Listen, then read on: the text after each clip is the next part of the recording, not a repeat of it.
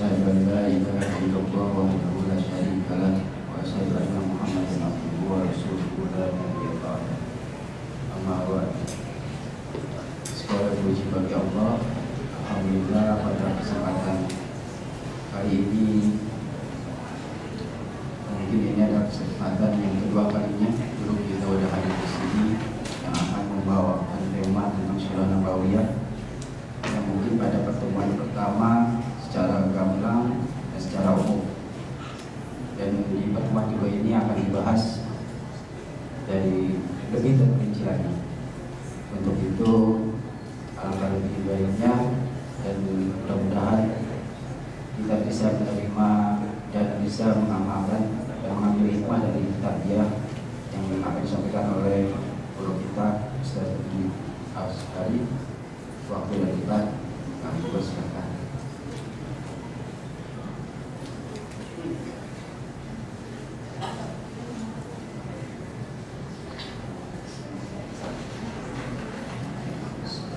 Assalamualaikum warahmatullahi wabarakatuh.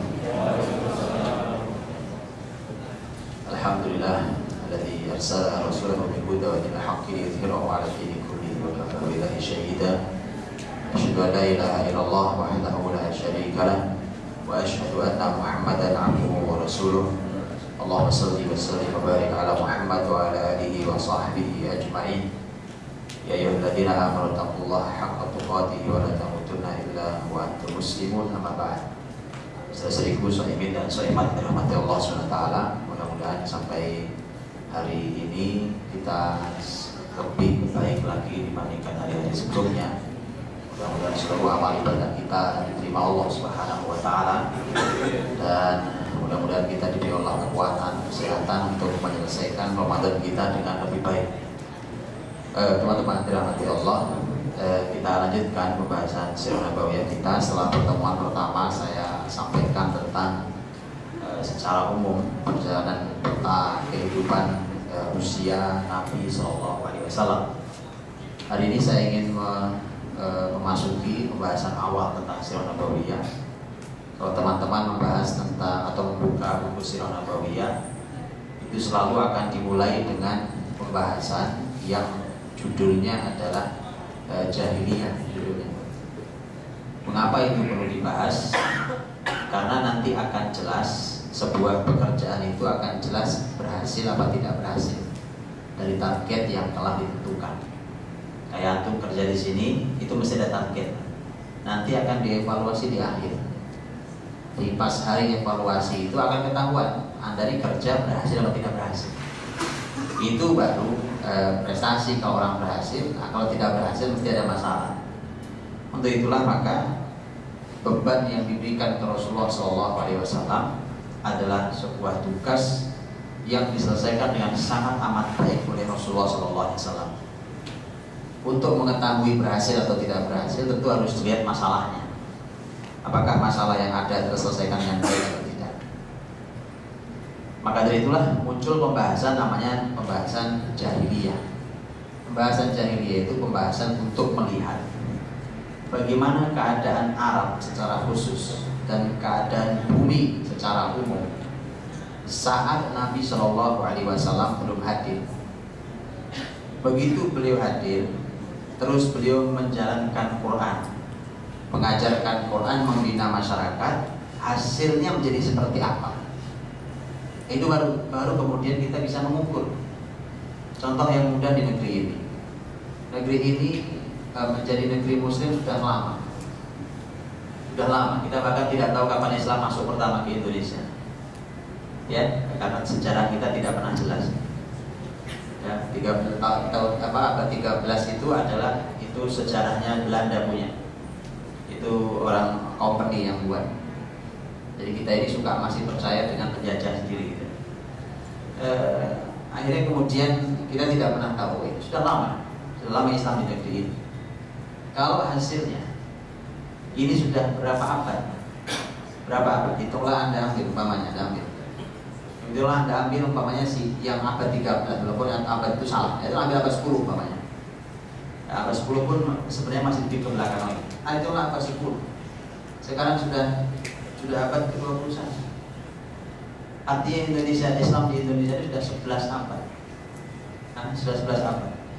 Hasilnya sampai hari ini muslimin di Indonesia gitu ya, seperti kita ini, ilmu Islam saja nggak pernah utuh belajarnya. Sudah 11 abad Islam di Indonesia. Kalau itu ukuran tahun dari abad 10. Inilah yang kemudian menjadi sebuah PR besar sebenarnya tentang mereka-mereka yang bertugas mengubah masyarakat. Evaluasi itu kan bukan cuma pekerjaan dunia, pekerjaan perbaikan di masyarakat itu juga harus dievaluasi. Di mana salahnya? Kalau panduannya sama, kok Quran juga Qurannya sama dengan zaman Nabi. Ya, hadisnya juga hadis yang sama, sholatnya juga caranya sama, kiblatnya ke arah Ka'bah sama, nggak ada yang berbeda. Seperti saya sudah sampaikan. Maka dari itu dilihat keadaannya, baru dilihat perubahannya. Adakah perubahannya? Sejauh mana perubahannya? Mari saya kenalkan tentang keadaan saat Rasulullah SAW belum dihadirkan. Jadi waktu Rasulullah SAW hidup di sebuah masyarakat itu keadaannya seperti apa? Dan nanti ada banyak pelajaran di sana. Kalau kita berbicara tentang kata jahiliyah, karena disebutnya kita sering ikuti masa jahiliyah. Kata jahiliyah, kata jahil itu artinya bodoh. Tetapi kata bodoh itu artinya itu bukan mereka yang tidak mengerti ilmu sama sekali. Karena kalau kita menyebut jahiliyah Arab, umpamanya, Anda lihat jahiliyah Arab. Saat itu orang Arab banyak yang tidak bisa baca tulis memang, sehingga mereka disebut sebagai masyarakat ummi, masyarakat yang tidak bisa baca tulis, termasuk Nabi sendiri, masyarakat yang ummi. Ini mereka tidak punya ilmu, tetapi dalam praktek keseharian mereka orang yang punya praktek menunjukkan mereka orang berilmu. Hanya mereka tidak bisa baca tulis. Umpamanya, ketika kita tahu ayat dalam Al-Quran surat Quraisy, Ilafi Quraisy ilafihim rihlatash shita'i was-sayf. Rihlatash shita' was-sayf itu adalah perjalanan dagang musim dingin dan musim panas. Orang-orang Quraisy itu punya kebiasaan dagang musim dingin, musim panas. Mereka berjalan ke utara, itu ke negeri Syam, ke selatan ke Yaman, ke arah barat nyebrang Laut Merah itu ke negeri Habasyah. Jadi dagang mereka itu sudah perdagangan internasional. Mereka berinteraksi dengan imperium terbesar zaman itu, yaitu Persia dan Romawi. Dua-duanya ada di utara mereka. Persia ada di sebelah timur, Romawi ada di sebelah barat. Jadi mereka sudah berinteraksi dengan dunia internasional. Dan orang Arab ketika Persia Romawi berantem gak pernah selesai. Jadi mereka namanya berantem, jadi dagang susah antar mereka. Tapi orang-orang Arab Quraisy itu bisa dagang di Persia, bisa dagang di Romawi. Jadi mereka bisa masuk ke mana saja. Dan mereka memiliki kemampuan strategi, kemampuan strategi. Artinya bahwa ketika mereka dagang dengan dagang internasional seperti itu, kayak antum sekarang, dagangan itu dagang internasional, itu pasti orang berilmu. Pasti orang berilmu. Orang bodoh nggak bisa dagang internasional. Ini perdagangannya lintas negara, lintas bangsa, bahkan lintas bahasa. Bisa bayangkan? Lintas bahasa. Jadi ternyata kata jahiliyah di Arab itu ternyata memang mereka tidak bisa baca tulis, itu juga masalah. Tetapi di satu sisi ternyata mereka adalah masyarakat yang punya peradaban. Dalam arti bahwa peradaban mereka bisa berdagang, apa di dalam Quran? Rihlatash shita'i was-sayf. Kalau kita bicara tentang imperium terbesar saat itu, Persia Romawi, itu imperium jahiliyah. Itu mereka punya ilmu itu. Ternyata disebut juga jahiliyah. Dan terus apa kalau gitu makna jahiliyah itu sebenarnya? Apa bodoh itu bodoh apanya? Mari kita lihat. Ini disampaikan langsung oleh Al-Quranul Karim supaya kita tidak salah paham. Al-Quranul Karim, di dalam Al-Quran kata jahiliyah, al-jahiliyah itu disebut 4 kali. 4 kali dalam Al-Quran kata al-jahiliyah disebut. Nanti kalau yang punya terjemahan yang diketik aja jahiliyah ya, walaupun kalau diterjemahan bahasa Indonesia nanti jadi banyak. Tapi kata al-jahiliyah itu cuma ada 4 kali dalam Al-Quran. 4 kali ini mewakili 4 segmen kehidupan, mewakili 4 bidang kehidupan jahiliyah di 4 ini. Inilah masalah terbesar yang nanti harus diselesaikan oleh Nabi SAW dengan lingkupnya adalah lingkup dunia, bukan cuma lingkup Mekah, walaupun beliau diutus pertama di kota Mekah. Yang pertama dari 4 itu, yang pertama adalah Allah Subhanahu wa taala menyampaikan dalam pembahasan yang disebut yadhunnuna billahi ghairal haqqi dhannal jahiliyah, yaitu dhon al-jahiliyah. Dhon dalam bahasa Arab itu artinya prasangka, praduga. Jadi praduga jahiliyah. Apa yang dimaksud dengan praduga jahiliyah? Orang-orang yang tidak punya ilmu tentang Allah itu berkata tentang Allah cuma duga-duga. Saya kasih contoh. Karena namanya orang tidak tahu ya, Allah itu jumlahnya ada berapa. Makanya ketika Rasulullah SAW datang menyampaikan wa qul huwallahu ahad, gitu? Allah itu satu, Allah itu esa. Orang-orang Quraisy mengatakan, bagaimana Tuhan bisa satu? Tuhan kita banyak nih, di sekeliling Ka'bah saja ada 360 Tuhan patungnya. Tuhan banyak saja, masalah nggak selesai-selesai. Bagaimana Tuhan cuma satu? Ya, jadi mereka berbicara tentang Allah cuma duga-duga.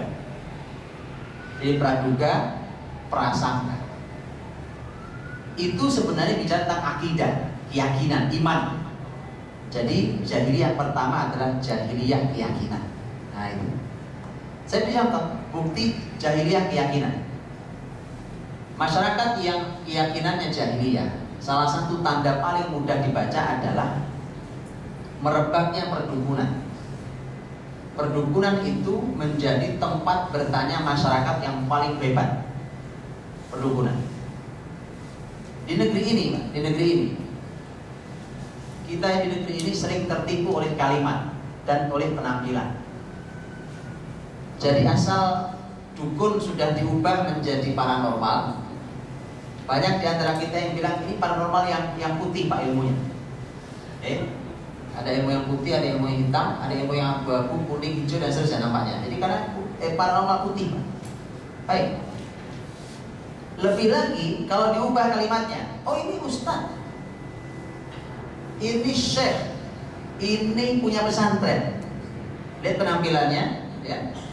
Lihat penampilannya dan lihat zikir yang dibacanya. Ya. Kalau masalah penampilan, ya, teman-teman, kalau masalah penampilan nggak sulit. Anda ke Tanah Abang, nggak usah Tanah Abang, itu nyebrang di jantung situ beli sorban bisa. Sorban kalau perlu 10 meter supaya tambah meyakinkan. Oke. Kalau urusan zikir, antum bisa zikir, betul? Baca aja la ilaha illallah sambil nanggut-nanggut kan kelihatan ustaz. Nggak rumit. Urusan pesantren, asal antum punya duit buat pesantren. Kita sering tertipu oleh itu semua. Kita tidak pernah bertanya dalam syariat yang dimaksud dengan dukun itu apa. Itu masalahnya. Akhirnya kita terjebak lagi begitu tuh ya dukun ternyata ustaz. Begitu ya dukun lagi. Mau sampai kapan kita terjatuh di dalam lubang yang sama? Baik. Sekarang saya berikan definisinya. Ini bukan pembahasan kita tentang perdukunan sebenarnya. Tapi ini salah satu contoh bahwa masyarakat itu jahiliyah keyakinannya. Karena namanya sejarah. Mau jahiliyah itu di Arab sekian abad yang silam, atau jahiliyah itu ada di pasar Rebo sini sama. Nanti saya tunjukkan. Lihat jahiliyah keyakinan. Ketika bicara tentang perdukunan tadi, para ulama memberikan definisi ini gampang diingat. Dukun atau peramal itu definisinya adalah siapapun yang mengaku mengetahui hal yang gaib, baik yang telah terjadi ataupun yang akan datang. Gampang. Saya ulang. Jadi siapapun yang mengaku mengetahui hal yang gaib, baik yang telah terjadi ataupun yang akan datang. Saya contoh. Anda punya teman atau Anda siapa lah, punya ustaz, punya siapa, datang ke tempat Anda. Ini tempat kamu ini angker ini. Ini kurang lebih 10 tahun yang lalu ini pernah ada yang bunuh diri di pojok situ. Dari mana dia tahu? Ya? Kalau dia baca internet nggak aneh. Di internet ya, berita di internet ternyata rumah Anda nggak ada baca. Tinggal ditanya, dari mana Anda tahu? Baca internet, oh ya sudah selesai, bukan dukun berarti ya kan? Tetapi dari mana Anda tahu ini mata batin saya membaca? Dukun. Mau dia bilang hafal Quran, mau dia bilang hafal ribuan hadis, itu mustahil sebenarnya, nggak akan mereka hafal gitu. Ya, itulah umumnya terjadi, maka dia dukun. Mau dia punya pesantren ribuan hektar, dukun. Dukun. Kenapa? Karena dia mengaku mengetahui hal gaib yang telah lewat. Sesuatu yang telah lewat tidak akan pernah kita ketahui kecuali diberitahukan oleh wahyu atau dengan berita. Dari mana dia tahu? Tidak ada. Oh mungkin dia orang suci malah bersih dari itu semua. Rasulullah SAW tidak tahu apa yang terjadi kalau tidak diberitahu. Betul? Itu orang paling suci di muka bumi. Ya, Rasul tidak pernah tahu. Jadi kita ini kalau ada orang begitu, oh orang sakti nih Pak, sakti nih. Ini sakti, mesti orang yang suci. Bukan suci, kotor itu orang. Itu dukun kotor. Dia tak bilang ketipu. Atau ya kan? Atau simpel, ya. Anda punya masalah, datang ke orang. Umpamanya Anda kecurian. Umpamanya Anda Allah terjadi kecurian, ya. Datanglah Anda kepada orang yang ditunjukkan teman. Ikut saya, ada ustadz ya. Dia tahu siapa yang ngambil barangmu itu. Ikut saya, datang ke sana. Baru duduk, tuh ustadznya datang. Saya tahu kamu kenapa datang. Kamu kehilangan kan? Kita tambah yakin. Wah, hebat. Bener nih orang sakti. Harusnya Anda segera pergi, itu dukun. Dari mana dia tahu kalau Anda kecurian? Itu peristiwa sudah lewat kan? Kan kecurian itu sudah lewat peristiwanya. Peristiwa yang telah lalu. Dari mana Anda tahu bagaimana dia tahu Anda kecurian? Maka ada beberapa pilihan. Pilihan pertama cuma tebak-tebakan. Pilihan kedua teman Anda yang kasih tahu. Pilihan ketiga dia malingnya. Belum ya? Pilihan keempat dia kerjasama sama si maling. Pilihan kelima dia dukunnya. Gak ada pilihan. Semuanya gak nyaman pilihan itu. Karena tidak ada. Orang kalau sudah sesuatu yang sudah lewat sudah tidak tahu gitu. Manusia paling suci, paling mulia Rasulullah SAW tidak tahu tentang peristiwa yang telah lewat kecuali diberitahu Allah SWT. Kalau enggak ya nggak tahu, tidak pernah tahu. Baik.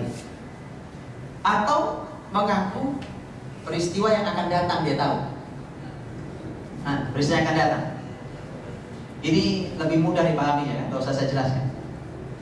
Asal ada di antara antum semua yang masih senang dengan ingin mengetahui jodohnya, kesehatannya, rezekinya, Anda bermain-main dengan perdukunan.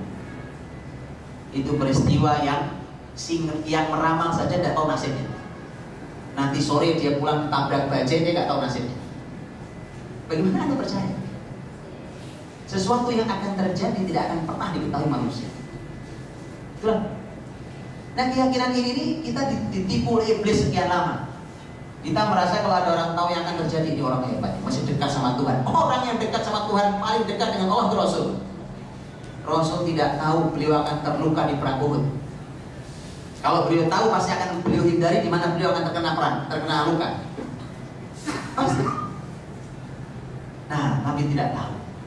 Nabi tidak tahu apa yang akan terjadi ketika ada tuduhan, berita yang menyakitkan keluarga Nabi.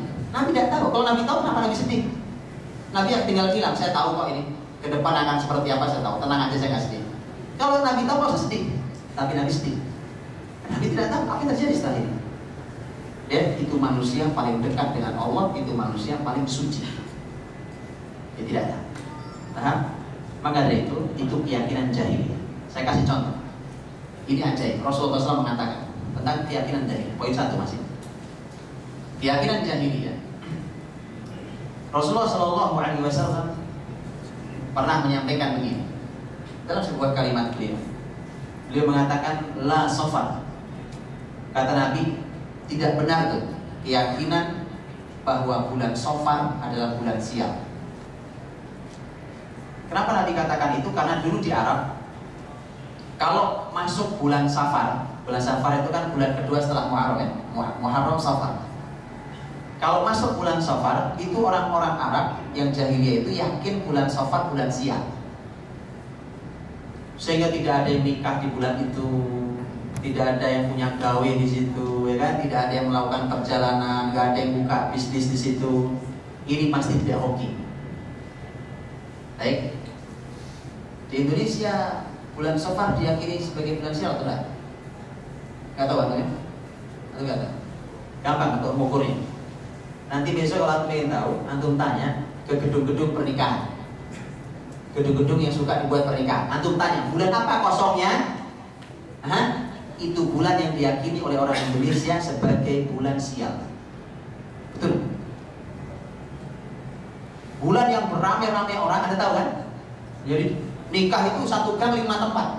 Ya, saking orang nikah semua di situ di bulan itu, ya.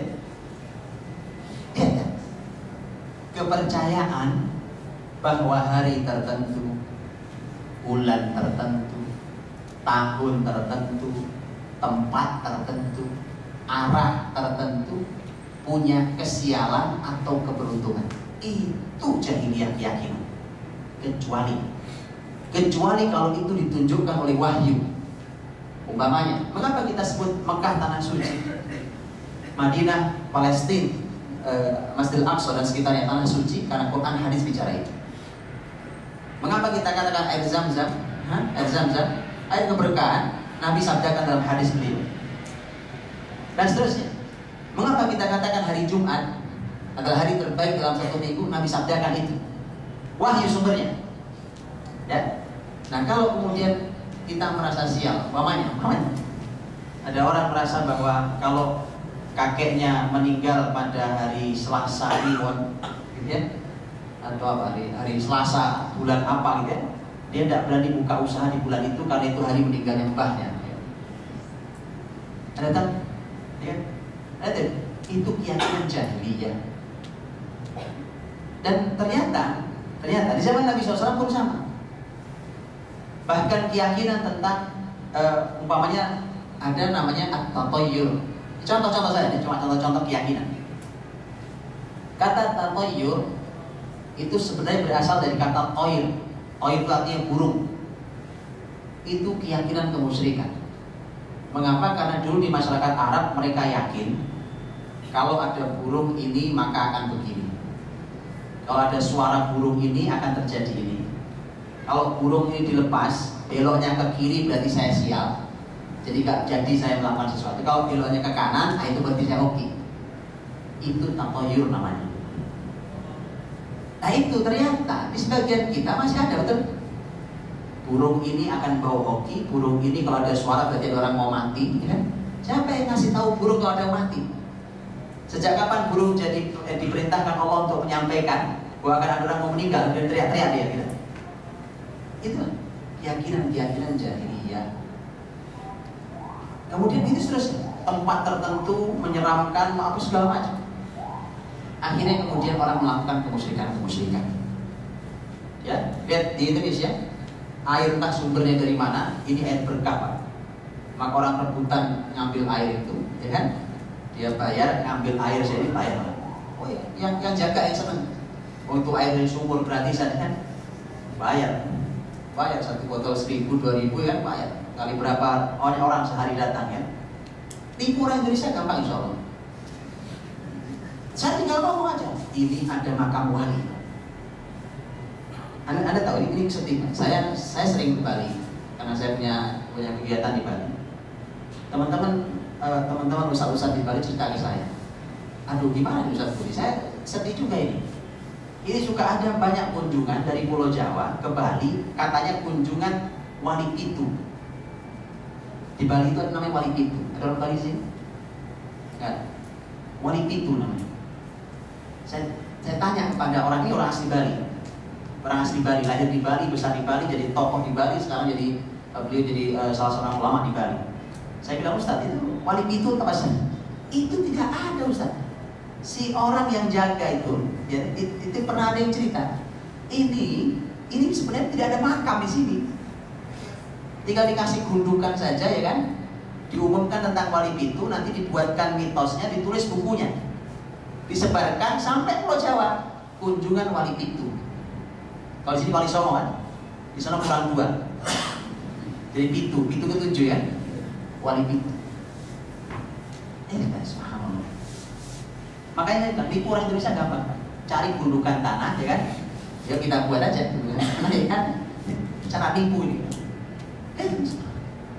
Karena ilmu tidak ada, jadi mudah sekali ditipu. Kalau dukun-dukun tuh asik. Kalau mau kaya di Indonesia, ini saya tidak ngajari antum, jangan ditiruin ya. Kalau mau kaya di Indonesia, itu gak usah susah-susah sekolah kayak antum. Antum itu sekolah kelamaan. Cukup semeti 40 hari di Gunung Cermai sana, atau 40 hari di Gunung Semeru sana, ya kan? Keluar jadi dukun, lulusannya jadi dukun. Itu tinggal ngomong, saya punya sekian banyak yang bantu saya, mau semua keperluan tinggal datang ke saya. Itu cepat kayanya. Ya. Rumahnya bisa miliaran. Dia punya murah, mudah sekali. Kalau urusan cuma kaya, Indonesia gampang jalan-jalan kaya. Ini persis keadaan masyarakat jahiliyah saat itu, ketika dukun adalah orang yang dimuliakan di masyarakatnya, tempat bertanya semua masyarakat, sehingga apapun aktivitasnya mesti nanya ke dukun dulu. Mau nikahin anak nanya dulu, gimana mbak? Ini mau nikahin anaknya, ya tinggal dihitung. Ini tanggal lahirnya calonnya, dua-duanya bawa sini tanggal lahir. Binnya bin siapa, ibunya siapa nama ibunya? Sama, anak dulu pun sama begitu. Itu jahiliyah. Ya. Maka dari itulah, ini keadaan saat itu ketika orang punya keyakinan jahiliyah, itu dhanna jahiliyah. Panjang kisah itu, tapi saya tidak perpanjang. Banyak contohnya, silakan dibuka di Sirah Nabawiyah. Yang kedua, dari dhanna jahiliyah, prasangka atau keyakinan jahiliyah. Yang kedua, Allah berfirman, afa hukmal jahiliyah yabghun. Apakah hukum jahiliyah yang mereka cari? Jadi kalau pertama keyakinan jahiliyah, kalau yang kedua adalah hukum jahiliyah. Apa hukum jahiliyah? Hukum semua. Hukum agama, hukum sosial, hukum negara, hukum semua hukum. Saya kasih contoh. Saya berikan contoh. Umpamanya masalah hukum beragama. Mekah itu kan dulu ada Ka'bah. Ada Ka'bah. Ka'bah, orang-orang Arab, seluruh Arab, bukan cuma orang Mekah. Seluruh Arab tahu bahwa Ka'bah ini mereka yakini ini adalah rumah Tuhan. Ka'bah ini adalah ada ajaran peninggalan Nabi Ibrahim yang mengajarkan tentang haji. Dan semua ini benar. Semua ini benar. Maka mereka, ini sebelum Nabi Muhammad semua, sebelum Nabi Muhammad ya. Maka mereka setiap tahun kumpul haji. Haji sudah ada sejak zaman Nabi Ibrahim. Dan itu sebagaimana disampaikan dalam Al-Quran dalam surat Al-Hajj. Dalam surat Al-Hajj jelas, wa'adzin fil nasi bil hajji ya'tuka rijala wa 'ala kulli dhamir ya'tina min kulli fajjin 'amik. Dan Nabi Ibrahim diminta untuk memanggil seluruh manusia agar mau haji. Baik. Maka mereka haji. Tapi hukum mereka otak-atik terserah mereka. Ini hukum agama nih, Pak. Haji kan hukum agama. Baik. Mereka otak-atik terserah mereka. Apa contohnya? Orang-orang Arab Mekah, karena kalau orang haji mesti ke Mekah. Orang Mekah melihat bahwa ini kumpul banyak orang, ini menarik secara bisnis. Menarik. Orang datang untuk ketemu Ka'bah. Sudah, akhirnya orang-orang Arab, orang-orang Mekah ini buat aturan. Dasar orang pedagang, orang Mekah itu pedagang. Kepalanya kepala dagang, ya. Ini menarik sisi bisnisnya. Bagaimana cara bisnisnya? Kita bisnisnya bisnis maksain, ya. Caranya adalah diumumkan kepada siapapun yang mau melaksanakan ibadah haji dan umroh, semua yang mau tawaf sekeliling Ka'bah tidak boleh menggunakan pakaian yang dibawa dari luar tanah suci, karena tidak sah tawafnya. Benar. Jadi kalau Anda datang bawa pakaian dari Indonesia, datang ke sana nggak sah sholat tawaf Anda, karena itu pakaian Anda bawa dari luar tanah suci. Nah, bagaimana caranya? Beli pakaian di tanah suci. Nah, ini otak dagang Quraisy. Wah, aku keras pakaiannya. Padahal Anda tahu, padahal Quraisy bukan yang memproduksi pakaian, Pak. Sampai sekarang. Sekarang produksi Tanah Abang, Pak, ya. Produksi Tanah Abang dibawa sana, dibeli lagi pulang sini, ya itu. Dari mana? Olehnya dari Mekah, padahal Tanah Abang punya itu. Ya, artinya memang ya itu lucu-lucuan mereka dahulu, ya kan? Artinya mereka sebenarnya pakaian pun bukan produksi mereka, ya. Itu mereka beli dari tempat lain. Jadi di kotak-katik aturan agama sesuai dengan kehendak masing-masing. Maka hari ini kalau Anda mau melaksanakan ibadah supaya tidak sama dengan orang jahiliyah, kalau mau sholat itu ibadah bukan? Mau puasa, mau sedekah, mau apa? Tanya dulu, Pak, kalau saya sholat ini dalam ilmunya Islam ada nggak sholat ini? Kalau saya mau baca wirid ini ada nggak dalam Islam? Harus tanya. Tidak bisa Anda bilang ini kan bagus Pak, bagus menurut kepala Anda. Kalau setiap kita yang kumpul 50 orang, masing-masing mengatakan ini bagus, ini bagus, ini bagus, maka aturan Islam rusak. Karena setiap satu kepala satu pendapat. Jadi kalau kumpul 50 pendapat, akhirnya rusak ajaran Islam. Tanyakan pada syariat bahwa ini ada dalilnya apa tidak, ini ada contohnya apa tidak. Karena Nabi mengatakan apapun amal tanpa contoh ditolak oleh Nabi SAW. Ya, menambil amalan laisa alaihi amrun fahuwa rad. Yang melaksanakan amal tak ada contohnya dariku, tertolak itu amal. Kenapa? Nanti kalau itu dibuka pintunya, semua orang mau taati. Ini bagus Pak, sakit aja nggak boleh. Ini kan bagus Pak, sholawat. Oh, kita nih Pak, nih teman-teman, kita nih kadang-kadang Anda nih suka bersolawat. Sholawatnya kadang-kadang pakai bahasa Arab, betul ya? Kadang-kadang nggak tahu artinya.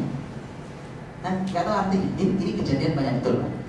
Banyak betul. Saya praktisi lapangan tuh seperti itu. Udah lama saya ngurusi apalagi kemusyrikan tuh. Lama saya terjun di dunia kemusyrikan. 2003 saya masuk di tempat-tempat keramat di negeri ini. Itulah 2003 saya keliling. Apalagi kalau mau pilpres, mau pemilu, waduh. Betul, saya tinggal ngitungin. Saya nongkrong di sebuah tempat paling keramat itu. Makanya di daerah mana? Bogor kan, di Jakarta, di mana? Saya tinggal duduk kan. Saya tinggal hitungin siapa pejabatnya datang. 1, 2 ya. Betul. Jadi negeri ini yang mimpin dukun. Dan saya telepon, sering telepon, saya datangi, saya telepon, saya nongkrong, itu sudah lama saya melakukan itu kayak gitu. Jadi saya tahu persis tentang negeri ini. Maka saya mulai hilanglah keterkejutan saya dengan sebuah majalah terbitan Kuwait. Bayangkan, Kuwait jauh dari kita, itu adalah majalah Islam terbesar, termasuk terbesar di dunia Islam. Majalah Mustama namanya. Majalah Al-Mustama itu pernah buat headline tentang Indonesia. Jadi orang majalah Kuwait membuat headline tentang Indonesia. Judulnya Indonesia Daulatus Syirk. Indonesia negara syirik. Saya mulai hilang keterkejutan saya dengan judul tulisan itu ketika saya pulang ke negeri ini, kemudian saya lihat sendiri betul ternyata. Itu. Ya. Jadi kayak tadi pokoknya berbicara tentang masalah hukum, hukum agama di kota-kata. Ya. Ada, saya pernah di Jakarta sini, saya pernah di Jakarta, diundang oleh seorang ustadz saya. Diundang saya untuk diminta ke rumahnya karena dia merasa terganggu oleh jin. Ini kata ustadznya. Saya bilang kenapa Ustaz? Kok antum orang kayak antum diganggu jin ya? Ya nggak tahu Ustaz. Karena saya benar-benar diganggu karena saya bisa mendengar mereka, saya ini segala macam, saya selalu ada yang membantu saya segala macam. Ini tidak benar katanya. Tapi saya bingung saya dapat dari mana kok saya punya. Saya datang ke rumahnya. Begitu diskusi, saya bilang saya harus justru nanya ke antum tuh ngapain aja selama ini kok sampai bisa punya itu, punya jin. Dia bilang saya nggak tahu, biasa aja. Saya coba tebak waktu itu, saya coba tebak gini. Ini nebak, bukan saya tahu. Coba Ustaz, saya mau tahu cara ibadah antum. Umpamanya yang sering masuk adalah melalui zikir dan wirid. Coba Pak, orang zikir wirid kan baik kan? Tapi kalau tidak sesuai aturan gini hasilnya. Dan apa yang saya duga ternyata benar. Dikasih saya 2 buku oleh beliau, 2 buku jilid. Dia bilang ini yang saya wiridkan. Coba saya baca, saya buka satu-satu. Ada tahu yang dipikirkan? Ayat kursi, bagus ayat kursi. Bagus ayat kursi. Al-Ikhlas, Al-Falaq, An-Nas, bagus tak? Bagus. Al-Fatihah, bagus tak? Terus di mana salahnya? Kalau itu bagus. Ini pinternya setan masuk nyelip. Tanpa ilmu antum nggak tahu. Makanya tolong jangan mudah mengatakan, ini kan bagus Pak, ini ayat Pak, ini bagus, ini pujian buat Rasul, jangan sembarangan. Oh ini pakai bahasa Arab Anda nggak ngerti. Makanya jangan mudah tertipu itu. Tanyakan ini dalilnya di mana. Karena kita beramal tidak atas ide kita, tapi kita beramal atas petunjuk Allah dan Rasulnya. Kalau tidak nanti kita termasuk yang ngotak-ngatik hukum agama. Gitu ya? Makanya itu. Oh, macam-macam. Kalau mungkin penasaran apa masalahnya di wirid itu ya? Di wirid itu ada beberapa masalah. Ada beberapa masalah. Gitu. Di antaranya adalah wirid itu ternyata ada syaratnya. Jadi kalau sudah wirid, setiap selesai sholat diwiridkan 2 buku ini, nanti sampai sekian hari, setelah itu puasa 3 hari, setelah puasa. Lihat, ini syarat. Lu kan bagus Pak, wirid bagus, puasa bagus. Iya, tapi ini adalah rangkaian yang tidak pernah ada dalam syariat. Makanya begitu dirangkai, belum lagi nanti ada yang lain, itu bukan cuma satu-satunya. Umpamanya suruh bacain 7.000 kali. Saya bilang di mana ada dalil bacain 7.000 kali? Bacain 1.500 kali, dari mana dalilnya? Kalau dikatakan oleh Nabi bacalah sebanyak-banyaknya umpamanya, itu artinya tidak ada pembatasan. Jangan kemudian Anda batasi 1.500 keutamanya ini. Ini angka ini harus Anda sampaikan siapa yang menyampaikan. Di mana dalilnya? Ini contoh, hanya contoh-contoh. Bagaimana kemudian tunggangi setan. Saya ke Jawa Timur. Saya menginap di rumah seorang kiai besar di Jawa Timur. Cuma 3 hari di rumah beliau. Beliau adalah orang yang Allah berikan hidayah. Karena beliau dia punya pesantren besar dan keluarga besarnya adalah punya pesantren tertua di kota itu. Jadi keluarga pesantren, di kiai bapaknya orang besar, di orang besar. Kemudian beliau bilang, beliau adalah orang yang bersyukur karena beliau mendapatkan hidayah. Dari tadinya dia dukun, dia tahu belakangan dia oh iya di dukun, praktek perdukunan. Akhirnya kemudian dia tobat, beliau tobat. Kemudian saya nginep di rumah 3 hari, beliau banyak bercerita ke saya. Dia bilang salah satu ilmu perdukunan yang saya punya melalui wirid saya. Coba, kok bisa dapat ilmu perdukunan, ilmu setan dari wirid? Oh, wirid itu mulia. Inilah gara-gara wirid tidak sesuai dengan syariat Allah SWT. Dia ceritakan wiridnya. Terus saya bilang, di mana Ustaz salah? Ini. Saya baru tahu salahnya ketika saya tobat. Dulu perasaan saya benar-benar aja. Ya, makanya belajarlah terus. Belajar terus tentang Islam, jangan berhenti. Baik. Hukum itu bukan hanya hukum agama. Hukum itu termasuk hukum sosial umpamanya. Hukum sosial saya beri contoh. Yang namanya riba, atau riba ya. Yang namanya riba itu adalah sistem. Ya, sistem yang dipakai di masyarakat dunia saat itu. Termasuk tadi. Bukan cuma di Arab, di sistem dunia riba itu. Dan riba kita tahu dari dulu sampai sekarang ternyata berjalan. Dan itu oleh Islam dimatikan. Begitu Nabi hadir, Islam itu semua dimatikan. Karena itu yang merusak perekonomian. Persis seperti perekonomian dunia hari ini roboh karena riba. Tanyakan pada ahli ekonomi. Roboh karena riba. Sistem aturan membuat sendiri, dibuat sendiri, ya. Atau umpamanya, saya kasih contoh. Contoh ketika bicara tentang aturan sosial. Umpamanya contoh tentang bicara tentang wanita. Contoh. Di sebagian masyarakat bumi saat itu, contohnya di sebagian masyarakat Arab, perempuan itu tidak diorangkan, tidak dianggap manusia. Bahkan mohon maaf, pernah ada satu pertemuan gereja internasional di sebuah zaman, ketika mereka mengeluarkan keputusan bahwa ternyata wanita itu bukan manusia, tapi setan. Bayangkan itu, bayangkan wanita mulia, ibu kita kan wanita, ya. Wanita yang sangat mulia, yang dalam Islam diposisikan 3 kali ibu di atas ayah dalam bakti seorang anak, itu pernah diposisikan sebagai setan oleh gereja. Dan di masyarakat Arab juga sama, wanita itu tidak diorangkan. Kalau bapaknya meninggal nggak dapat warisan, nggak berhak warisan. Pokoknya wanita hina sekali. Bahkan dia termasuk yang diwariskan.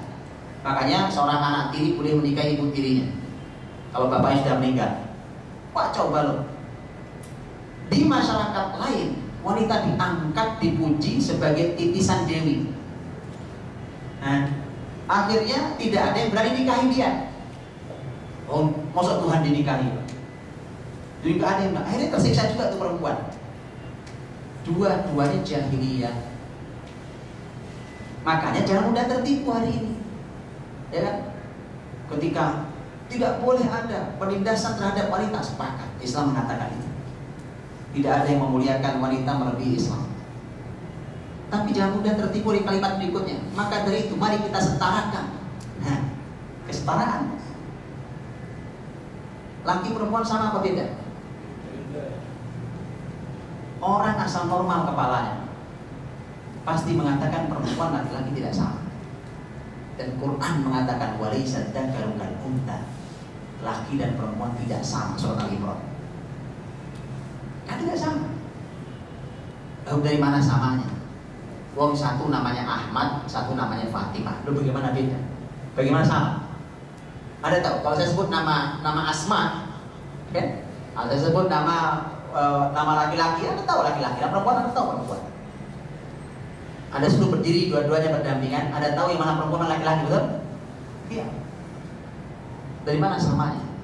Begitu diteliti lebih dalam, tanyakan para ahli. Saya pernah duduk bareng dengan seorang pakar otak di Indonesia ini. Beliau bercerita tentang bedanya otak laki-laki dan otak perempuan. Betul sampai dibedah betul itu.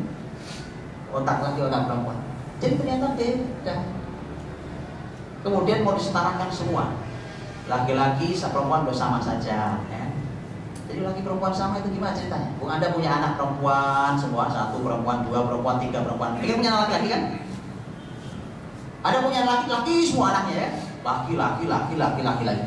Pengen punya anak perempuan 1 aja Pak, ya 1 aja anak perempuan. Kalau sama Anda nggak usah pengen. Ya. Makanya jangan ditipu oleh kalimat-kalimat ini. Maka dari itulah teman-teman. Jadi ini hukum dibuat semuanya. Orang yang kuat makan yang lemah, kezaliman terjadi di mana-mana. Itu hukum. Ya. Nah, ini disebut sebagai hukum jahiliyah, hukum jahiliyah. Yang ketiga Al-Qur'anul Karim menyebutkan jahiliyah. Yang ketiga adalah disebut sebagai tabarruj jahiliyah. Wa qarna fi buyutikunna wa la tabarrajna tabarrujal jahiliyatil ula. Tabarruj jahiliyah artinya adalah tabarruj, itu artinya penampilan. Penampilan jahiliyah. Kenapa penampilan, Pak? Kenapa sebegitu penting? Ya, karena gara-gara penampilan itu panjang cerita berikutnya. Ya, karena itulah maka penampilan itu ternyata disoroti secara khusus oleh Al-Qur'anul Karim. Ayat ini yang saya bacakan barusan itu sebenarnya khusus, ayat itu sebenarnya tentang perempuan sebenarnya. Maka ini menjadi perhatian buat para wanita tentang penampilan mereka. Ini secara khusus tentang perempuan. Ya, Islam ingin melindungi Anda. Islam tak akan persulit Anda. Kalau Anda bahagia dengan penampilan yang aneh itu, ya, maka kalau Anda ikuti Islam Anda lebih bahagia lagi. Ya. Nah, jadi penampilan jahiliyah sudah. Jadi kalau Anda pikir bahwa penampilan, kita tahu laki perempuan penampilannya ada aturan. Penampilan cara berpakaian apa, aksesoris yang Anda punya apa segala macam ada aturan. Saya kasih contoh. Nabi SAW melarang cukuran qazah, cukur rambut. Dia coba lihat, cari aturan syariat yang mengatur sampai sedetail itu. Dan semua itu dalam rangka kebaikan manusia. Cukuran qazah, qazah itu adalah cukuran rambut yang sebagian diambil, sebagian dibiarkan. Itu definisinya. Ada? Ngerti? Yang ngerti? Qazah itu adalah cukuran orang cukur, datang ke tukang cukur itu sebagian dari kepalanya ini sebagian dicukur, sebagian dibiarkan. Ngerti? Ngerti kan? Apalah namanya hari ini ya kan? Mau mohak, mau jambul, mau apa namanya? Ada tahu? Itu haram. Coba lihat, orang banyak tidak sadar malah anaknya dicukur di acara itu. Anaknya dari kecil sudah diajari barang yang diharamkan dalam Islam. Coba. Terus nanti begitu anaknya jadi anak nakal baru pada nangis. Anak saya kok nakal? Iya lah, Anda yang ngajari. Kan Anda yang ngajari. Lihat ya. Makanya tolong dipelajari Pak syariat ini. Ada aturan dalam syariat ini. Ini saya bicara yang kelihatan sederhana, qazah. Belum hal yang besar. Dalam masalah penampilan. Ya. Subhanallah. Jadi ada aturan. Mengapa laki-laki diharamkan pakai emas? Yang masih pakai emas? Ini cincin nikah, Pak. Siapa yang ngajari Anda pakai cincin nikah? Oh, pakai cincin nikah ujungnya cerai juga banyak. Saya dari dulu nggak pernah pakai cincin. Saya nikah, anak saya 4. Alhamdulillah. Istri saya 1, anak 4. Alhamdulillah. Nggak ada cincin dari itu. Ada lihat.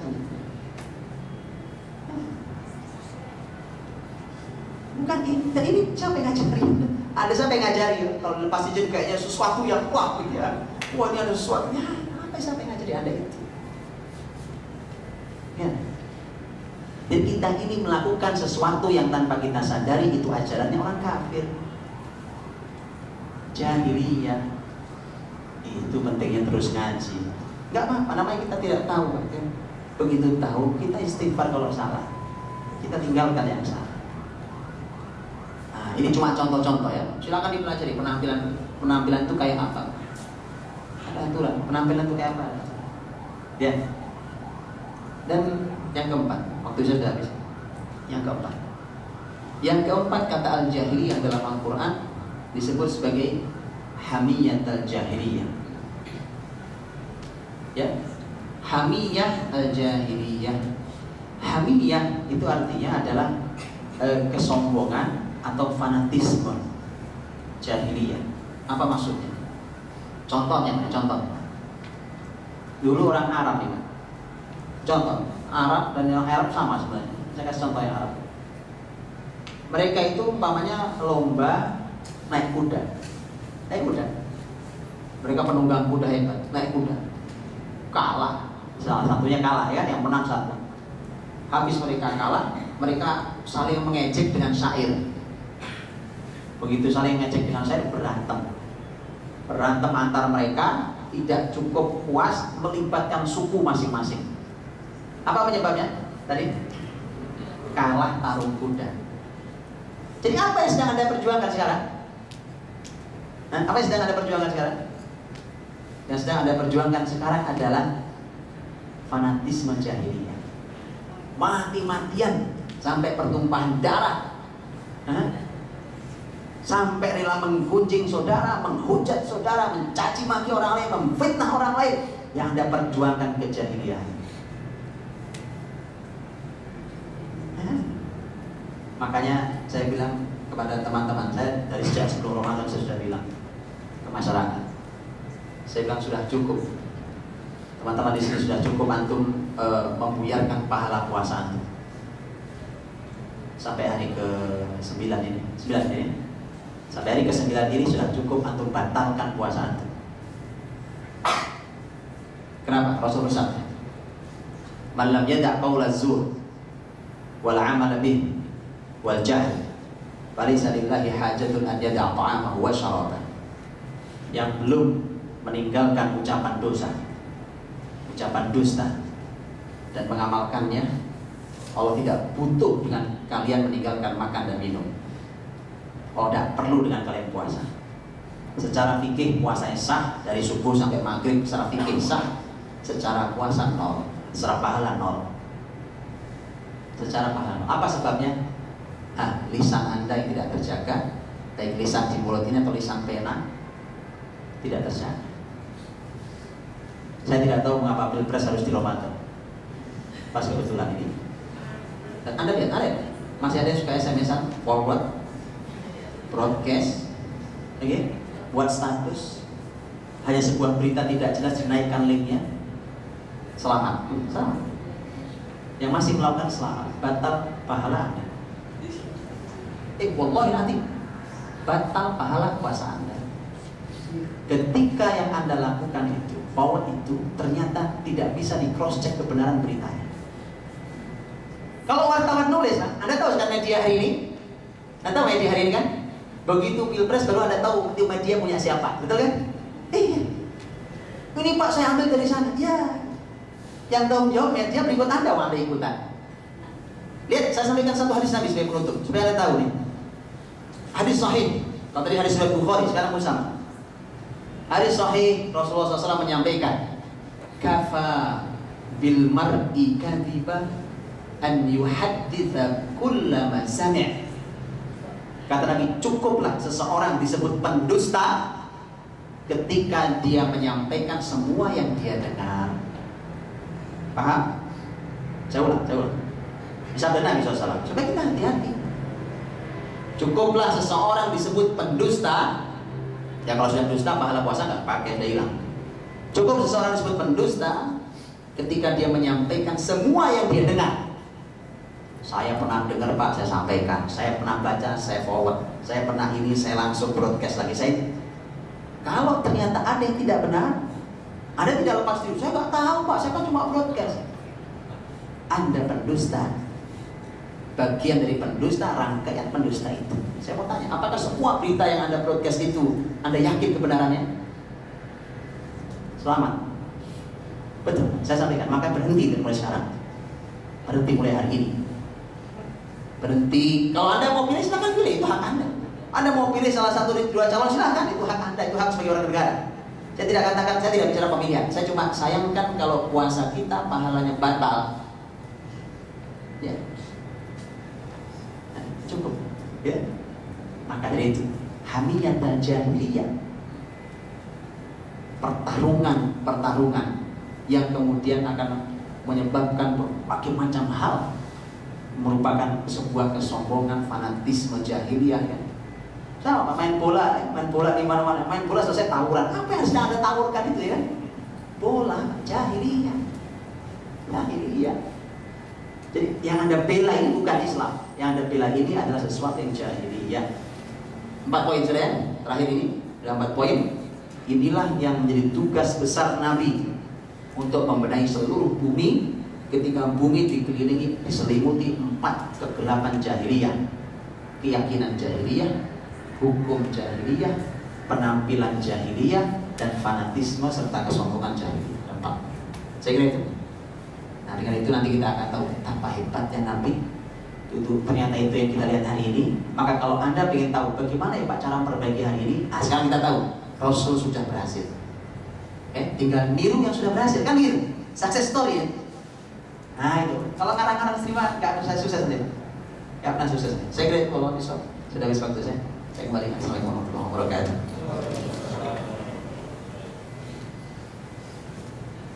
Baiklah, karena waktu juga lebih dari waktu istirahat. Kalau ada pertanyaan disimpan hari Kamis, kita ketemu lagi dengan guru kita dan akan dilanjutkan bagaimana untuk merombak 4 segmen yang jahiliyah yang ada di sebelum Islam datang. Untuk menutup kita tutup dengan doa akhir majlis. Kita tutup. Subhanallahumma wa bihamdika asyhadu an la ilaha illa anta astaghfiruka wa atubu ilaik. Assalamualaikum warahmatullahi wabarakatuh.